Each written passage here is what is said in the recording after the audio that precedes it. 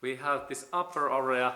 There is now one screw in here, 10 millimeter, what I have to also take out, because soon I take this front bumper away and I can in this step also remove that screw.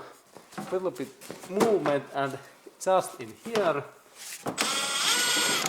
and there is this screw, and this keeps really this front bumper in position, and now I can pull out this side and now this area is free. Okay, and next step is that I have to take this front bumper away. Then I have opened these side screws in here, and then there are small these plastic screws in that area, and we can look a little bit closer at those screws.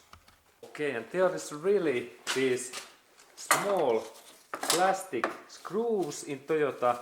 They use, and when we use pliers, we can carefully lift up this locking, this plastic screw, and then we can reuse these things. And now this area is free, and I take all of these screws in that area away, and then I lift this front bumper away. Okay, and now when all these upper areas plastic screws are away, and also these side areas steel screws are away, then I can only little bit lift that in here and take this hand grip in here, and this opening happens in the sides.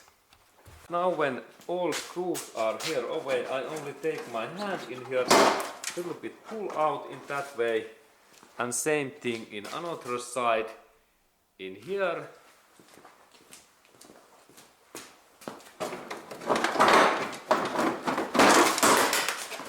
Okay, and now front bumper, it is free.